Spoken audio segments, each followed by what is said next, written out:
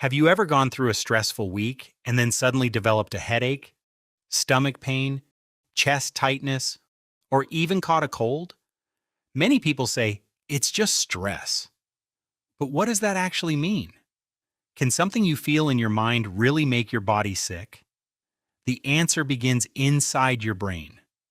Because the moment you feel stressed, your body does not treat it like an emotion, it treats it like a survival emergency. Within seconds, your brain starts sending chemical signals throughout your body. Your heart changes how it beats. Your lungs change how they breathe. Your muscles tighten.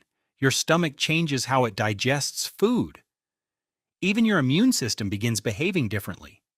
Stress is not just something you feel, it is something your entire body experiences. So today we are going inside the body to see what stress actually does and whether stress alone can truly make you physically sick. Your brain thinks you are in danger. Everything begins with a small area deep inside your brain called the amygdala. You can think of it as your body's alarm system. Its job is to detect danger. That danger could be physical, like a speeding car, or an aggressive dog. But surprisingly, the amygdala can also react to emotional stress. A work deadline, a family argument, financial pressure, or even worrying about something that has not happened yet. Although these situations cannot physically harm you in that moment, your brain often responds as if they can. The amygdala immediately signals another part of the brain called the hypothalamus.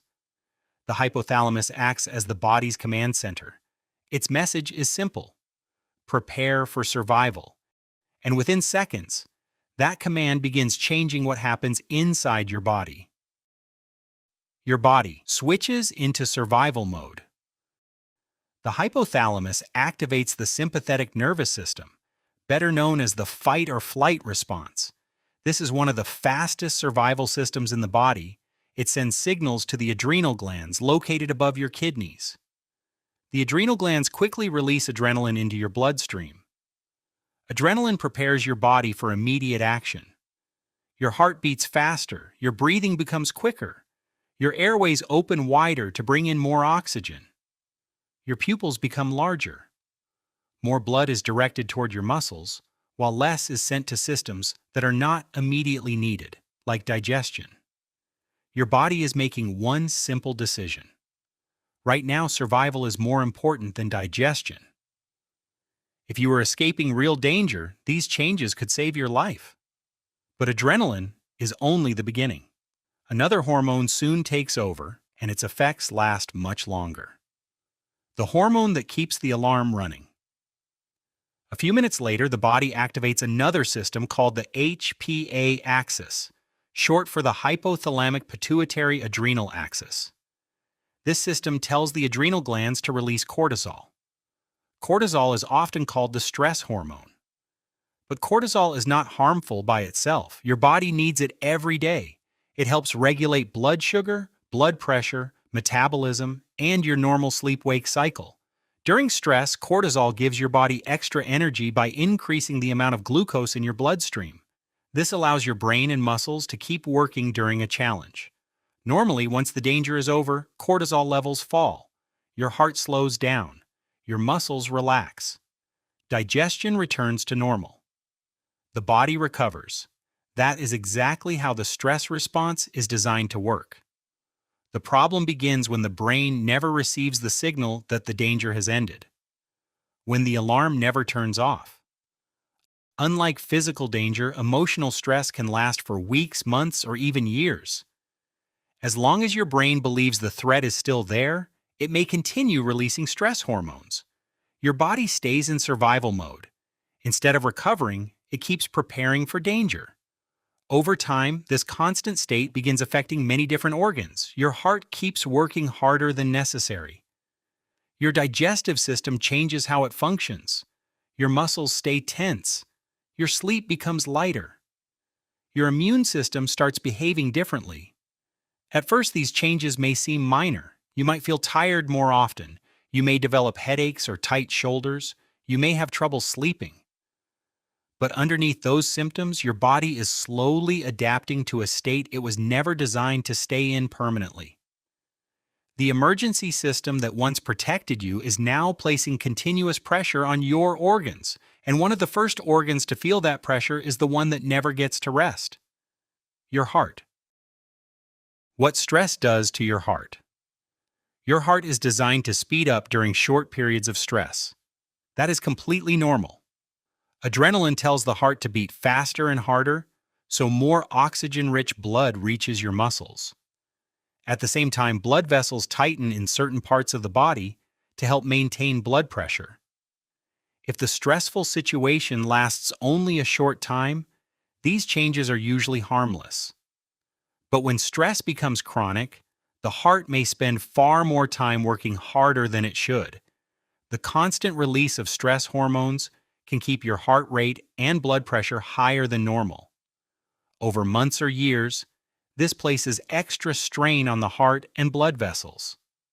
Stress alone does not usually cause a heart attack, but it can increase the risk of high blood pressure and contribute to conditions that make heart disease more likely, especially when combined with smoking, poor sleep, lack of exercise, or an unhealthy diet. The heart is only one organ responding to stress. Another system quietly begins changing at the same time. Your immune system starts behaving differently. Your immune system protects you from bacteria, viruses, and other harmful invaders. For short periods, stress may briefly increase certain immune responses. But if cortisol stays elevated for too long, the opposite begins to happen. Cortisol starts reducing the activity of some immune cells. The body becomes less efficient at fighting infections. Small wounds may heal more slowly. Some people notice they catch colds more often after long periods of emotional stress. Others experience flare-ups of conditions like eczema or psoriasis. Stress does not create viruses or bacteria, but it can make it harder for your body to defend itself against them. And while your immune system is changing, another organ is receiving fewer resources than usual: your digestive system. Why your stomach feels the stress. Have you ever lost your appetite before an important event or felt your stomach twist during an anxious moment? That happens because your brain and digestive system are constantly communicating. During stress, your body temporarily shifts energy away from digestion. The stomach may empty more slowly. The intestines may move food faster or slower than normal. Some people develop nausea. Others experience bloating, constipation, diarrhea, or stomach pain. Stress does not usually cause stomach ulcers by itself. Most ulcers are caused by Helicobacter pylori bacteria or long-term use of certain pain-relieving medicines. However, stress can make digestive symptoms worse and may slow the healing of existing stomach problems. And stress is still not finished. It also changes something you may not notice until the pain appears: your muscles. Why stress makes your body hurt. Muscles naturally tighten during stress. This prepares the body to react quickly if danger appears. Normally, those muscles relax once the situation is over, but chronic stress can keep them slightly contracted for hours or even days. That constant tension may lead to headaches, neck pain, shoulder pain, back pain, or jaw pain. Some people even clench their teeth while sleeping without realizing it. The pain is not imaginary. The muscles are physically tighter than they should be, and if stress continues, another important organ begins to suffer: your brain. The brain, under constant stress. Your brain is built to handle short bursts of stress. It is not built to stay on high alert all the time. When cortisol remains elevated for long periods, it can affect areas involved in memory, concentration, and emotional control. You may find it harder to focus. You forget simple things. You become more irritable. Sleep becomes lighter and less refreshing. Poor sleep then increases stress even further, creating a cycle that becomes difficult to break. The longer that cycle continues, the more physical symptoms begin to appear. Which brings us back to the question we started with. Can stress alone make you physically sick?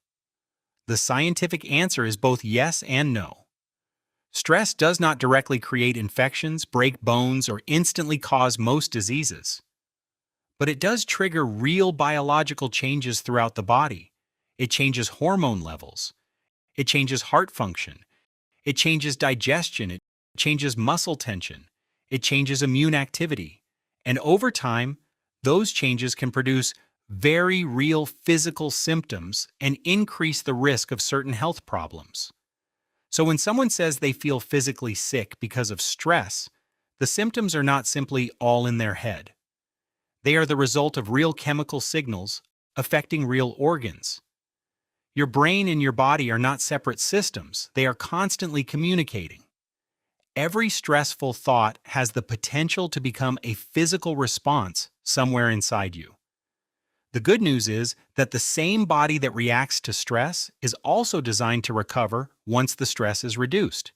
The alarm can switch off. Your heart can slow down. Your muscles can relax.